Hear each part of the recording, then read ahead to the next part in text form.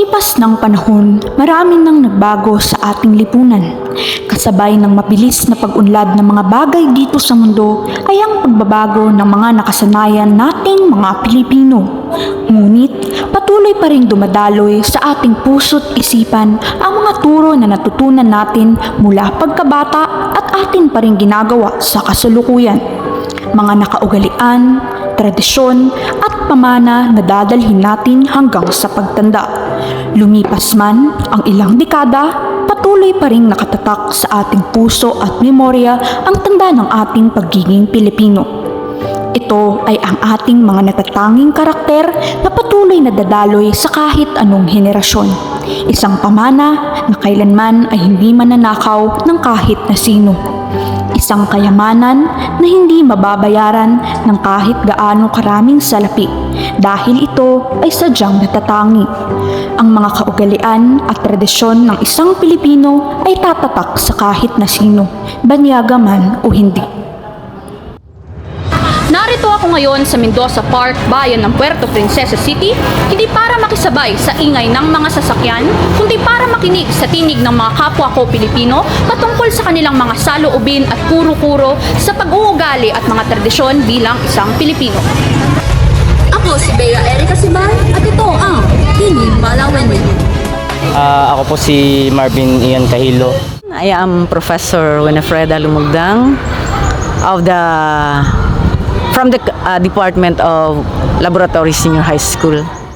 My name is Bernardo Jose and I am from San Pedro, Puerto Princesa City. Then currently I am student teacher of Western Philippine University sa Palawan National School.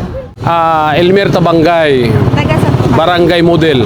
Ano pong work niyo? Sa City Anti-Crime. Ako po si Alex Pedrosa, isa pong lingkod bayan dito sa Puerto Princesa. Jeremiah Aquino po. Anong program po? Bachelor of Science in Nursing. Taga saan po kayo? Barangay San Pedro, Ponce de Leon Road po. PPC. Anong mga Filipino values ang ginagawa mo pa rin hanggang ngayon? Unang-una, Filipino value, yung pagpapahalaga sa pamilya. Yan ang isang, para sa akin, ay una sa lahat na dapat pinapahalagahan. Yung pagmamahal sa pamilya, yung pagtulong sa pamilya, pag-uunawa sa pamilya. Paggamit po ng opo tsaka po pag-bless. Pagmano sa mga matatanda. Ano po sa tingin mo ang advantage at disadvantage mo? Isa pong nakikita kong kagandahan po nun is yun nga po, pagiging malapit natin sa ating mga kapamilya na papaano po nun, na natutulungan po yung ating mga kabataan na maging responsable sa mga kultura kung ano pong mayroon tayo sa Pilipinas.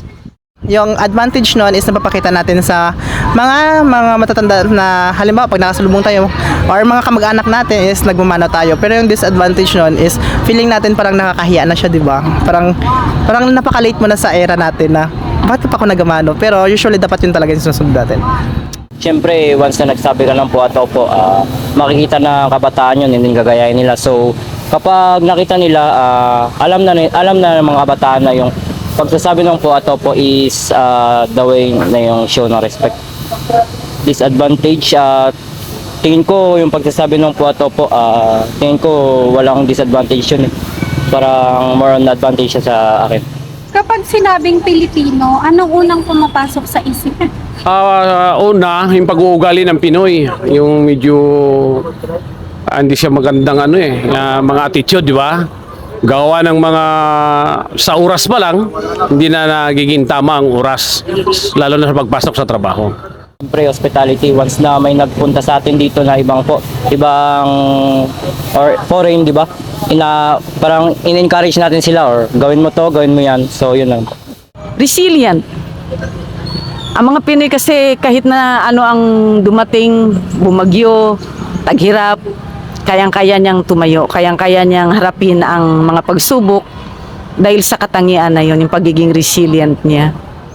Purong Pinoy ka, syempre talaga, unang pumapasok sa akin is pagiging pango. Syempre, di ba nasa kanta na agad ni Francis Magaluna na yung mga Pinoy ay pango. So, yun. katulad ko pa. Anong ayaw mong pag-uugali ng isang Pilipino na gusto mong baguhin? Siguro po yung dahil sa colonialism, yung mga Pilipino po parang mas tinatangkilik po natin yung ibang mga products or ibang cultural products galing sa western or galing po sa ibang countries. So gusto ko po yun baguhin na dapat tayong mga Filipino mas mangibabaw yung patriotism sa atin or mas itangkilik natin yung mga Filipino made or mga Filipino cultural products. Yung pagiging palautang, yung mga Pilipino palautang at saka nagyayabang masyado na wala rin na sa pagyayabang, di ba? Ito yung crab mentality. Kasi sa Pinoy, 'di ba? Once na may kakilala ako or may Pinoy ako na ayaw, 'di ba? Na umangat tapos sisiraan natin sa social media. Ayaw natin umangat. So para sa akin yun yung gusto kong baguhin sa sistema ng pagka-Pinoy kasi kaya hindi umangat yung Pinoy, 'di ba? Parang hinihila nila pababa yung sarili nilang kapwa. Yun lang po. Utang na loob. Yung utang na loob kasi pwedeng positive at saka pwedeng negative.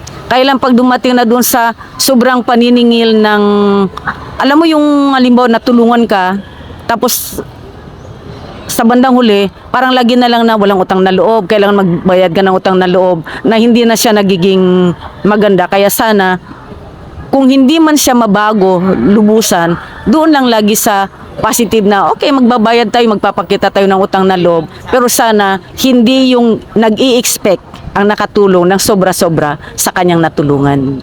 Anong gusto mong pag-uugali ng isang Pilipino na gusto mong ipagpatuloy? Pagiging mabait tsaka po pagiging marespeto po sa kapwa. Dadamayan, pagtutulungan. Close pa, yung close po ng pamilya. Hospitality, yun po talaga yung una kong yung gusto kong ipagpatuloy sa pagka-Pinoy.